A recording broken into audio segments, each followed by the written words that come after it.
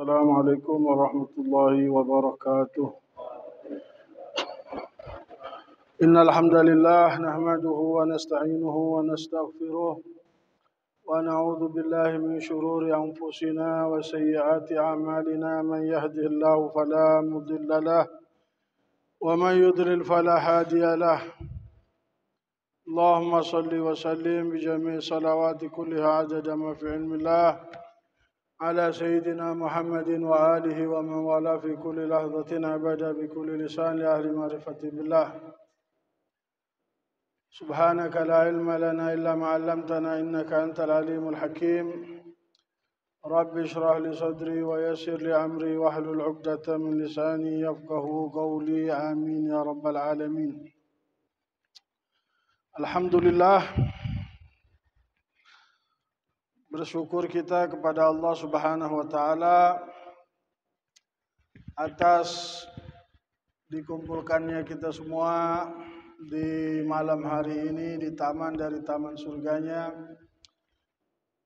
dan diberikan kita taufik untuk bisa menjalankan kewajiban kita salat maghrib secara berjamaah.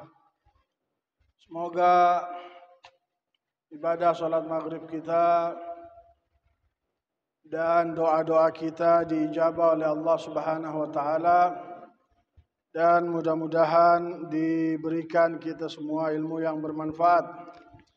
Amin ya rabbal alamin.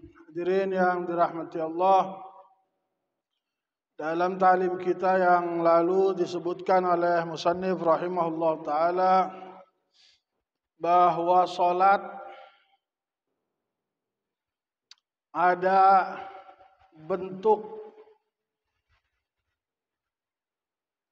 zahirnya, lahiriahnya, dan ada hakikat batinnya.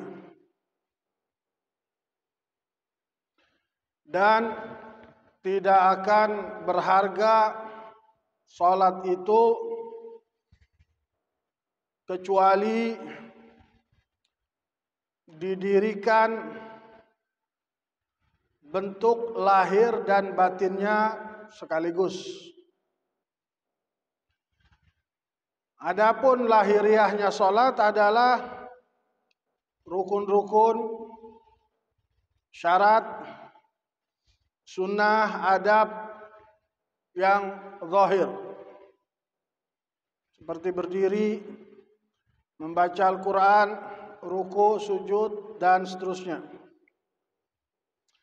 Dan bentuk batinnya adalah hadirnya hati bersama Allah Subhanahu wa taala.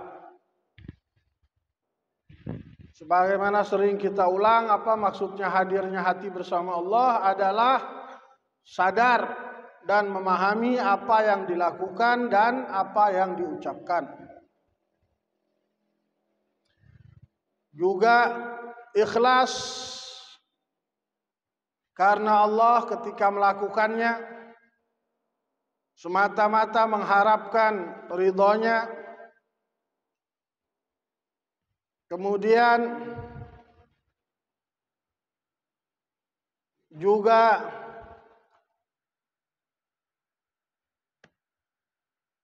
memfokuskan diri dengan segala kesungguhan kepada Allah Subhanahu wa taala dan mengumpulkan hati di dalamnya, dalam salat. Dan hendaknya pikiran hanya terbatas pada salat. Ya. Maka diri kita, pikiran kita, jiwa kita tidak membicarakan atau membayangkan perkara yang lain di luar salat.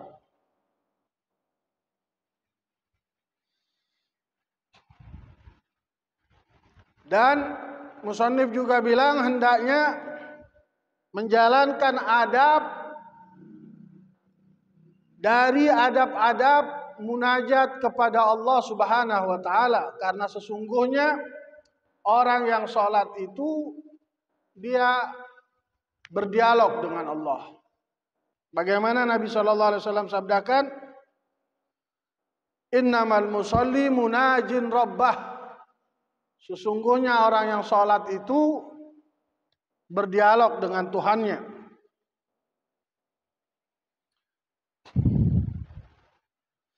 Dan Nabi juga bersabda, kalau seseorang berdiri untuk sholatnya, maka Allah akan menghadapkan wajahnya kepada orang itu. Oleh karena itu musannif kita bilang tidak layak atau sepatutnya kita tidak disibukkan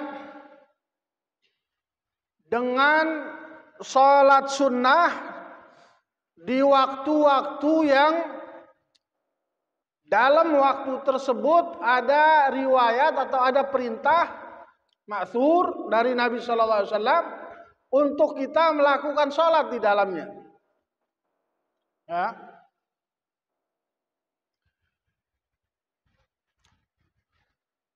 Artinya waktu yang ada anjuran untuk kita melakukan sholat sunnah di situ, jangan kita sibukkan diri kita dengan sholat sunnah mutlak, nafil mutlak. Ya.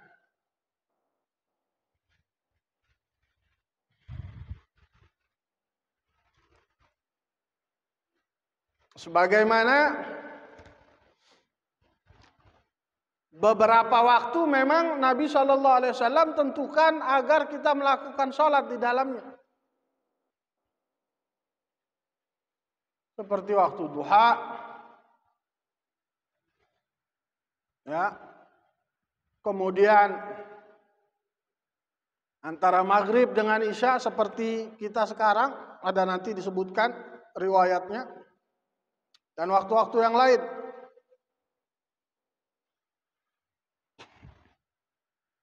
Juga seperti rawatib yang kemarin sudah sempat kita jelaskan. Juga seperti witir, ya. Di antara sholat sunnah yang sangat dianjurkan adalah witir, dan itu merupakan sunnah muakkadah. Sebagian ulama bahkan mewajibkan witir itu. Nabi SAW bersabda, sesungguhnya Allah itu witir, ganjil maksudnya, dan menyukai yang ganjil. Fa'autiru ya ahlal Qur'an. Maka kalian orang yang diberikan Al-Quran hendaknya melakukan witir. Juga Nabi bersabda dalam hadisnya yang lain, bagaimana diriwayatkan oleh At-Tirmidzi,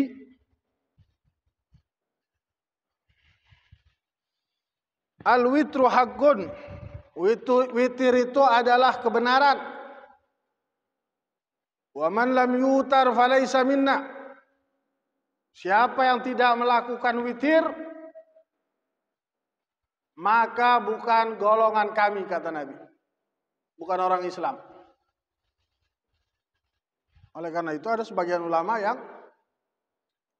mewajibkan sholat witir itu. Dan Nabi SAW setiap malam melakukannya. Bukan cuma di Ramadan. Nabi sholatnya ketika di waktu malam, bangun 2 rakaat, udah mau dekat subuh, udah mau azan, 1 rakaat. Nah, ditutup dengan witir sebagaimana datang dalam hadis-hadis yang sahih. Dan sholat witir itu sebagaimana kita tahu paling banyaknya adalah 11 rakaat. Ya, paling banyaknya adalah 11 rakaat. Dan boleh dilakukan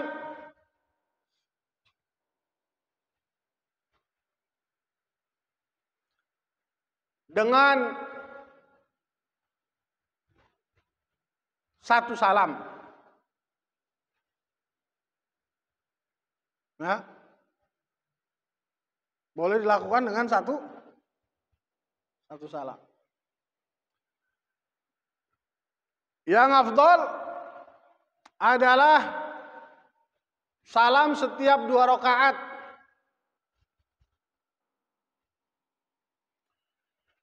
Kalau kita mau meringkas, ya, tidak mau melakukan 11 rakaat, maka yang paling baik, yang paling afdal adalah 3 rakaat. Adalah 3 rakaat.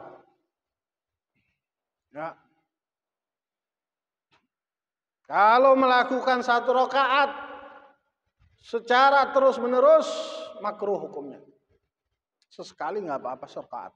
Ketika kita capek, 1 rakaat, sesekali nggak masalah.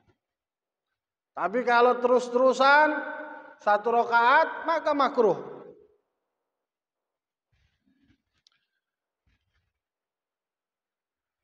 Dan 3 rakaat itu boleh dilakukan dengan 1 salam, boleh dilakukan dengan 2 salam, dan itu yang paling afdal.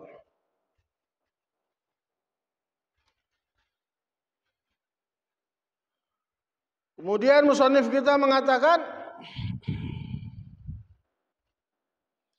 melakukannya di akhir malam bagi mereka yang punya kebiasaan bangun malam itu lebih afdal.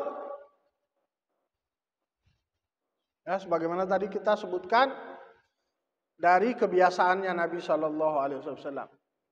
Ya, menjelang subuh Nabi 1 rakaat, ya, kemudian Nabi tidur. Adzan subuh baru bangun.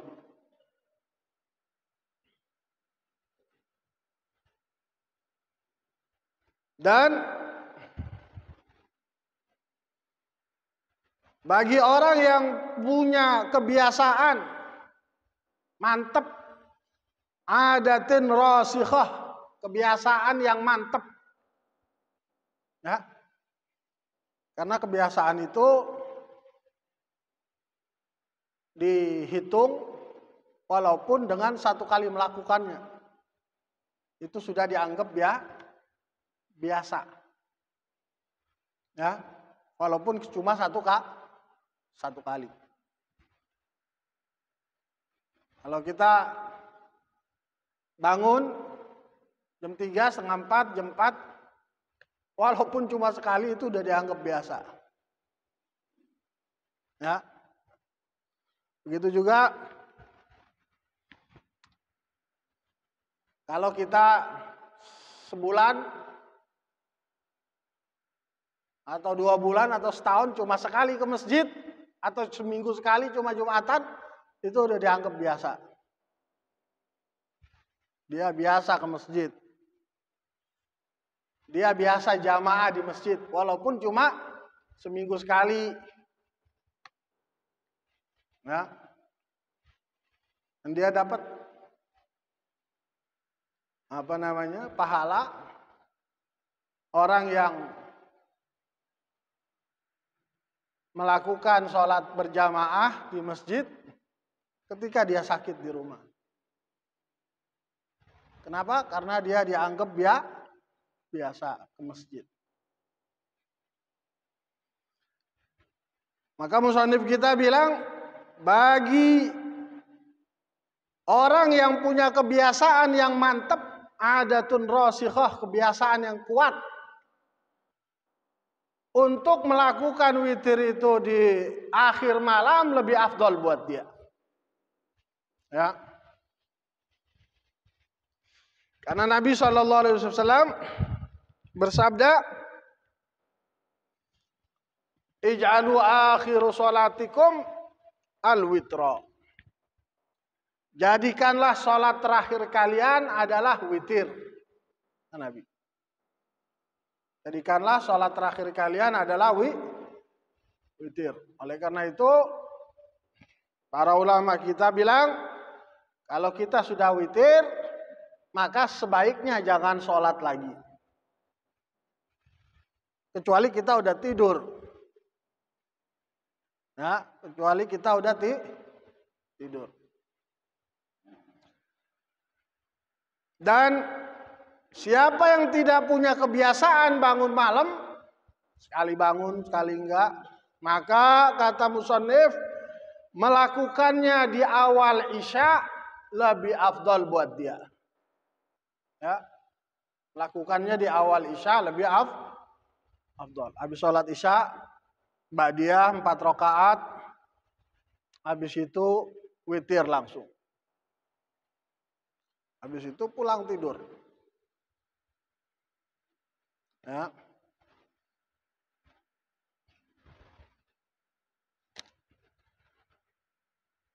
Dan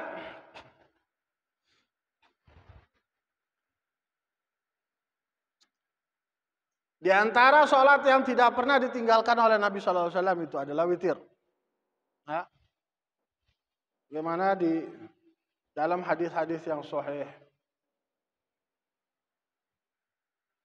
disebutkan bahwa dari Siti Aisyah radhiyallahu anha, Nabi itu sholatnya ketika bangun di waktu malam, ya, sholat 2 rakaat, 2 rakaat, 2 rakaat, 2 rakaat, 2 rakaat, 2 rakaat.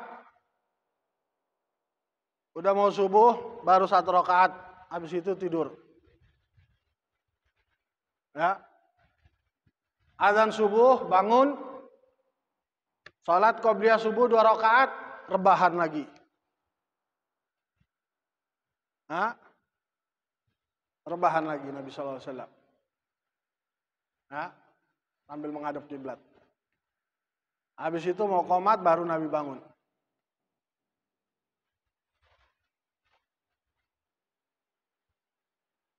Dan ada yang dibaca oleh Nabi Sallallahu Alaihi Wasallam ketika tidur setelah adzan subuh itu. Bukan tidur ya, rebahan ya. Ketika rebahan setelah adzan subuh itu. Allahumma rabbu Jibril wa Mikail wa Israfil wa Israil ajirni minan nar, kalau tidak salah. Baik, kemudian musannif mengatakan di antara sholat-sholat yang sangat dianjurkan itu adalah duha. Dan itu adalah sholat yang diberkahi dan banyak manfaatnya. Duha. Ya. Masuk waktunya dengan terbitnya matahari. Syuruk. Dengan terbitnya matahari. Dan berakhir dengan zawal.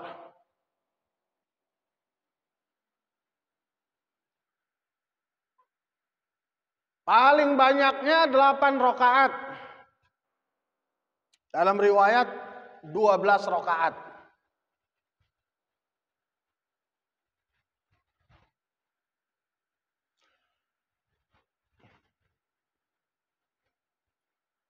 Dan paling sedikitnya adalah 2 rakaat. Kalau dalam tadi sholat witir itu, ya, ada bacaan yang diriwayatkan, sebagaimana kita tahu ya. Dalam sholat witir tadi, yaitu rakaat pertama sabihis, rakaat kedua al-kafirun, rakaat ketiga kulhu al-falaq an-nas. Ya, adapun sholat duha tidak ada riwayat bacaan khusus dari Nabi Sallallahu Alaihi Wasallam.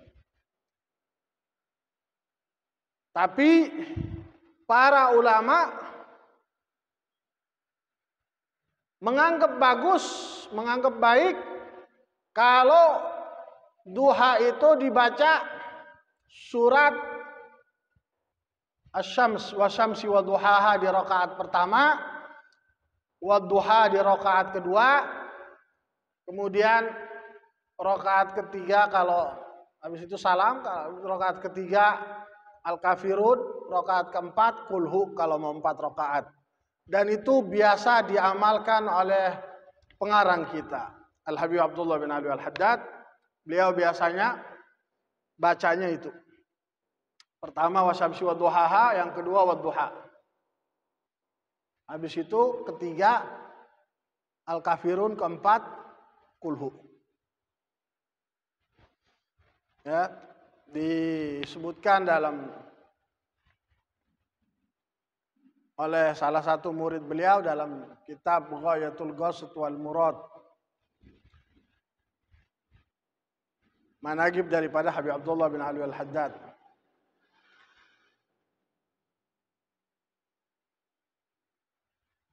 Waktu yang paling afdal untuk melakukannya adalah ketika matahari sudah panas. Ketika matahari sudah panas. Ya, jam 10, setengah 10, jam 10, setengah 11, jam 11, matahari sudah menyengat, panasnya itu tidak kerasa panasnya. Itu waktu yang paling afdal untuk duha.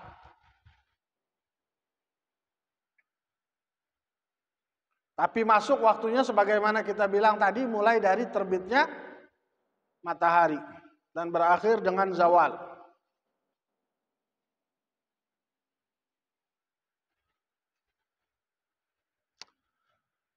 Nabi SAW bersabda bahwa di setiap pagi yusbihu ala kulli sulama min ahadikum sadaqah, bahwa setiap pagi, setiap pergelangan kalian ada sedekahnya.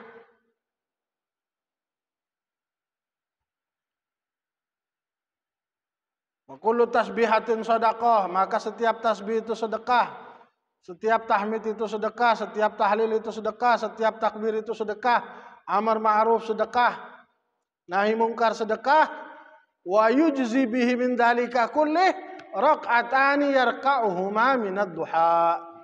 Dan itu semua, kata Nabi, akan menutupnya 2 rakaat yang dilakukan di waktu duha. Ya. Dan dalam Syarah Arba'in An-Nawawiyah dikatakan bahwa pada setiap manusia itu ada 360 pergelangan atau persendian, ya, persendian. 360. Semuanya, kata Nabi, ada sedekahnya itu.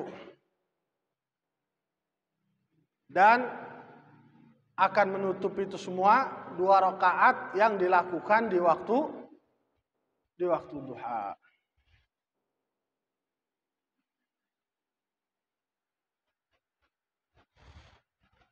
Nah, kemudian musannif kita bilang, seandainya tidak diriwayatkan tentang keutamaan sholat duha kecuali hadis ini yang tadi kita bacakan, ya, maka cukup untuk kita melakukannya, menjadi dasar untuk kita melakukannya. Ya. Tapi memang ada hadis-hadis yang lain yang diriwayatkan, cuma tidak sebanyak witir. Di antaranya hadis yang diriwayatkan oleh Ummu Hani binti Abi Thalib, nah, bahwa dalam Bukhari, bahwa ketika Nabi SAW membuka kota Mekah, Nabi SAW kemudian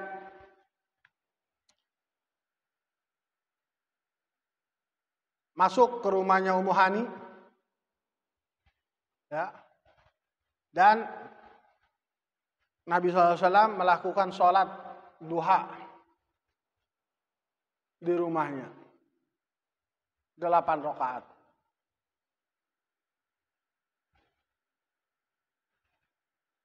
Sebagian sahabat seperti Siti Aisyah mengatakan Nabi SAW tidak pernah mengerjakan di rumahnya.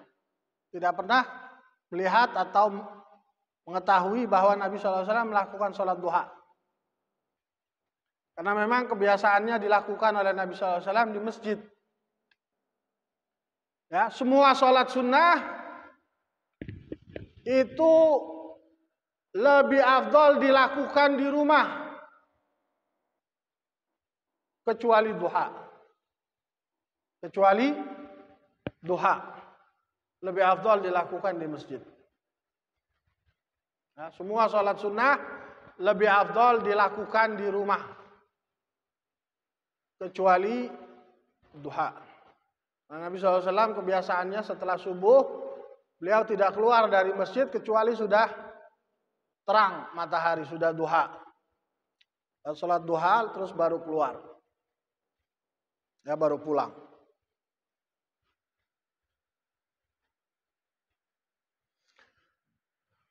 Kemudian musannif mengatakan dan diantaranya sholat yang dianjurkan yang disebutkan dalam riwayat adalah antara maghrib dengan isya, seperti tadi kita bilang ya.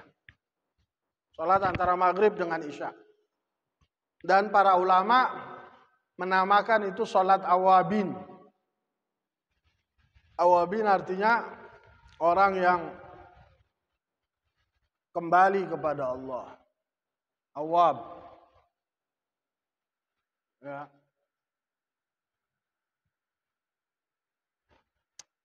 Yang paling banyaknya salat antara maghrib dengan isya itu adalah 20 rakaat. Adalah 20 rakaat. Ya. Yang sedangnya 6 rakaat sebagaimana disebutkan di dalam terjemah ya, dalam kitab kita. Yang sedangnya 6 rakaat. Yang paling banyaknya 20 rakaat. Sebagaimana Nabi SAW bersabda, siapa yang sholat dalam riwayat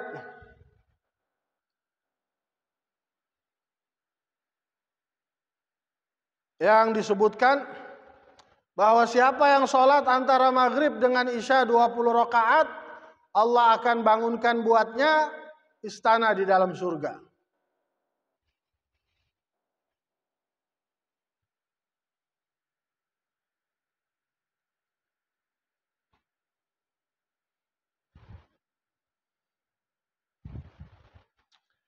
Juga dalam riwayat yang lain, Nabi SAW bersabda, siapa yang sholat setelah maghrib 6 rakaat, tidak berbicara antaranya, antara rakaat-rakaat itu, la yatakallam bainahunna bisu, tidak berbicara antara sholat-sholat itu dengan sesuatu yang tidak bagus, yang nggak pantas, yang buruk, maka itu menyamai dengan ibadah selama 12 tahun.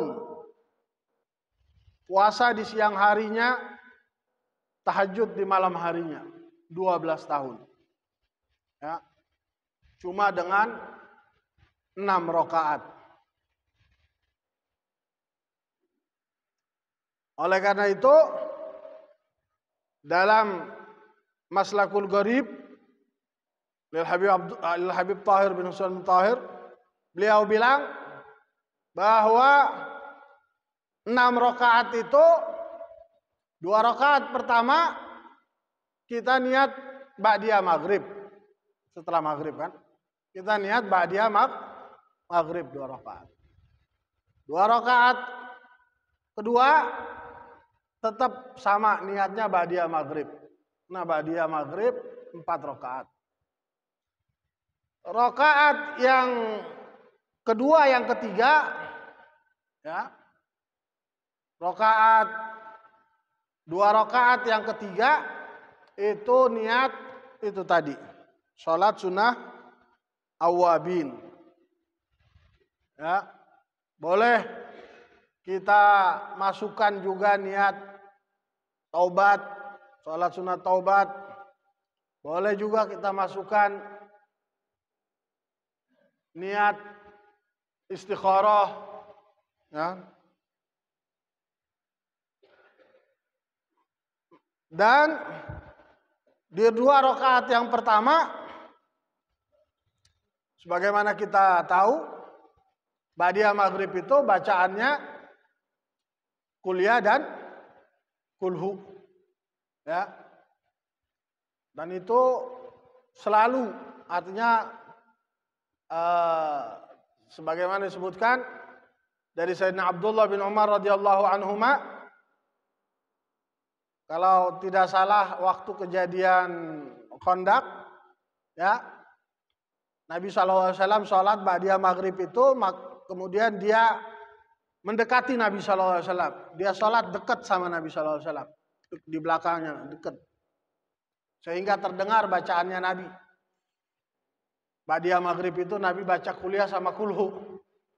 Besoknya begitu lagi dia deketin, bacaannya itu juga kuliah sama kulhu. Besoknya begitu lagi dia deketin, bacaannya itu juga kuliah sama kulhu. Nah, kemudian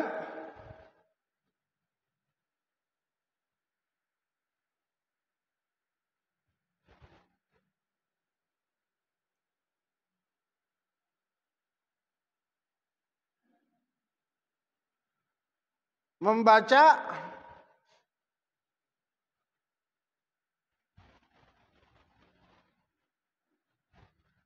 di rakaat yang berikutnya adalah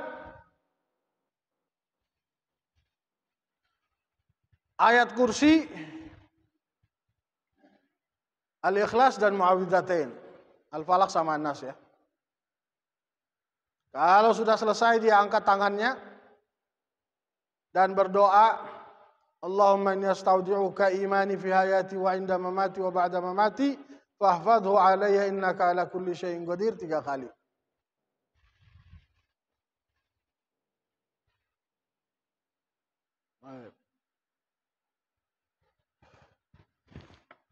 Itu juga. Jadi salah satu waktu yang dianjurkan untuk kita melakukan sholat itu adalah antara maghrib dan isya. Antara maghrib dan isya. Juga musannif katakan, di antara yang disunnahkan juga adalah menghidupkan antara waktu itu, maghrib dan isya. Dan telah diriwayatkan keutamaan yang besar, ya, yang disebutkan dalam athar wal akhbar, dan musannif kita bilang cukuplah untukmu tentang keutamaan menghidupkan waktu itu adalah bahwa salah seorang sufi wali soleh namanya Ahmad ibn Abil Hawari, dia bertanya kepada gurunya Abu Sulaiman Ad-Darani. Ya. Dia bilang kepada gurunya Ahmad ibn Abil Hawari, dia bilang bahwa saya biasa puasa sunnah, biasa puasa sunnah. Ya. Dan kalau saya puasa, maka biasanya maghrib itu saya sibuk, sehingga tidak bisa menghidupkan waktu antara maghrib dan isya.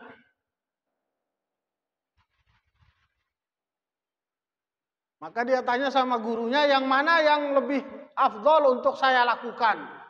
Puasa sunnah tapi tidak menghidupkan waktu antara maghrib dan isya, atau menghidupkan waktu antara maghrib dan isya tapi tidak puasa sunnah?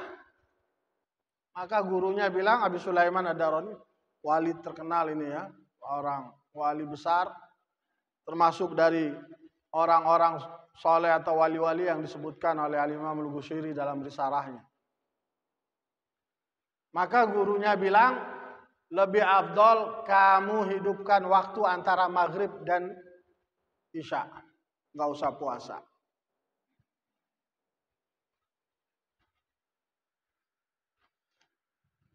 Kalau kamu bisa, kata gurunya sebagaimana disebutkan dalam kitab kita, kalau kamu bisa gabung, bisa mendapatkan keduanya, itu lebih afdol.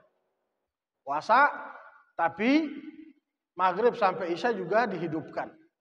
Tapi kalau kamu tidak bisa mendapatkan keduanya, maka itu yang paling afdol.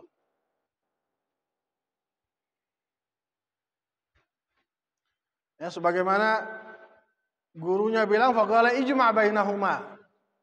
Dapatkan keduanya, kumpulkan keduanya, puasa sunnah dan menghidupkan waktu antara maghrib dan isya. Faqala la astati, maka muridnya itu bilang, Ahmad bin Abil Hawari, dia bilang, la astati, saya nggak bisa, nggak sanggup. Karena ketika saya puasa, saya sibuk sama buka puasa. Nah, saya sibuk sama buka puasa di waktu itu, di waktu maghrib. Maka kata gurunya, kalau kamu tidak mampu untuk mengumpulkan keduanya, maka tinggalkan puasa di siang hari dan hidupkanlah waktu antara maghrib dan isya. Qalat Aisyah radhiyallahu anha, Sayyidah Aisyah radhiyallahu anha berkata, madakhala Rasulullah sallallahu alaihi wasallam baiti ba'da al-isya'il akhirah illa shalla arba'an aw sittan. Ba'da al-isya'il akhirah maksudnya setelah salat isya. Siti Aisyah bilang, tidaklah masuk Nabi sallallahu alaihi wasallam ke rumahku setelah isya yang terakhir, maksudnya salat isya, kecuali Nabi salat 4 atau 6 rakaat. Ya. Juga dalam riwayat yang lain,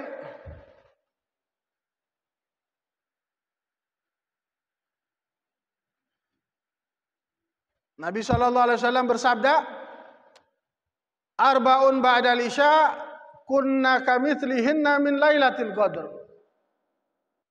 4 rakaat setelah isya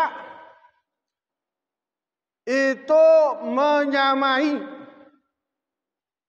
seperti 4 rakaat di Lailatul Qadar. Seperti 4 rakaat di Lailatul Qadar.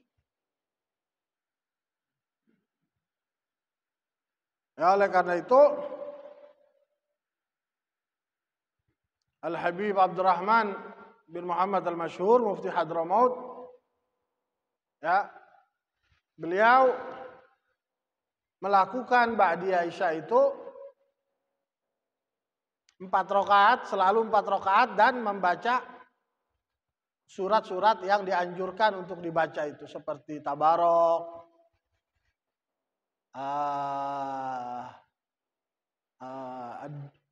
Ad-Dukhan, ya.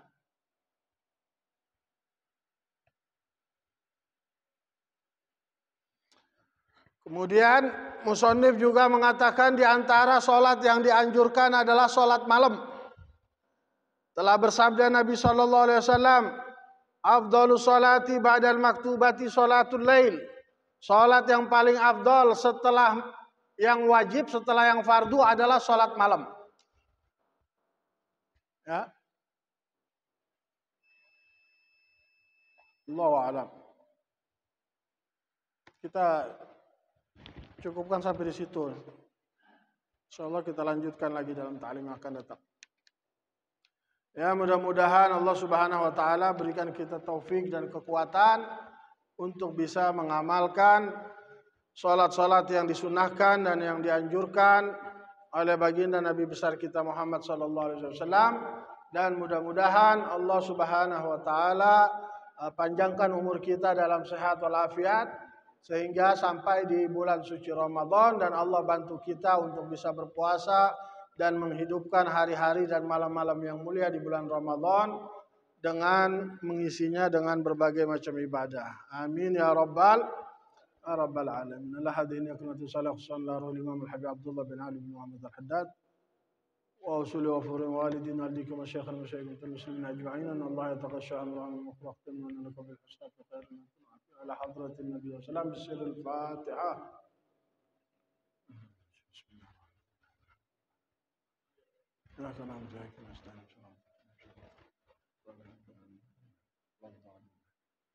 ربنا تقبل منا انك انت السميع العليم تب علينا انك انت التواب الرحيم ربنا انفعنا بما علمتنا رب علمنا الذي ينفعنا رب فقنا وفقع لنا قرابات لنا في ديننا مع أهل القدر أنت وذكر. اللهم اهدنا بهداك واجعلنا ممن يشارع في رضاك ولا تولنا عليا سواك. لا تجعلنا ممن خالف أمرك وعصاك.